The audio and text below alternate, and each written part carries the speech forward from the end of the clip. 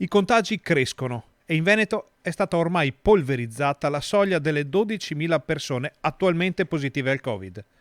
La sanità invece regge, anche se viene riscontrata negli ultimi giorni una tendenza lenta e costante di crescita nei ricoveri. C'è un aumento dei positivi, anche oggi siamo a 734 positivi, quindi negli ultimi giorni sono aumentati, abbiamo raggiunto anche gli 800 giornalieri positivi.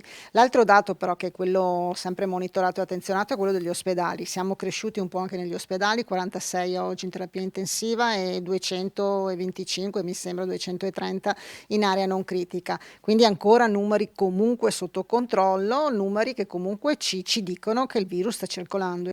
I numeri lievitano quindi, ma la possibilità di un passaggio di fascia con il ritorno del giallo sembra essere piuttosto remota. Passaggio di fascia, però sappiamo che deve avere due parametri oggi: il superamento del 10% per quanto riguarda le terapie intensive e contemporaneamente il superamento del 15% per quanto riguarda l'area non critica.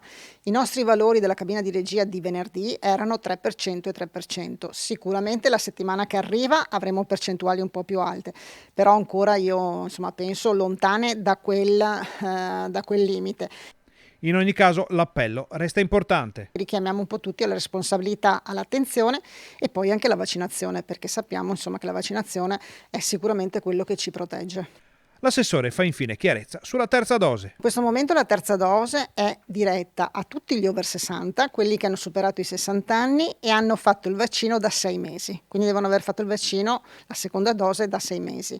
Poi è diretta a tutti i cosiddetti super fragili di qualsiasi età, quindi possono avere anche 30, 40, 50 anni, e al personale dei sanitari. Non ho citato le case riposo perché le case riposo fanno parte degli over 60 e dei sanitari. Oggi è diretta a queste persone.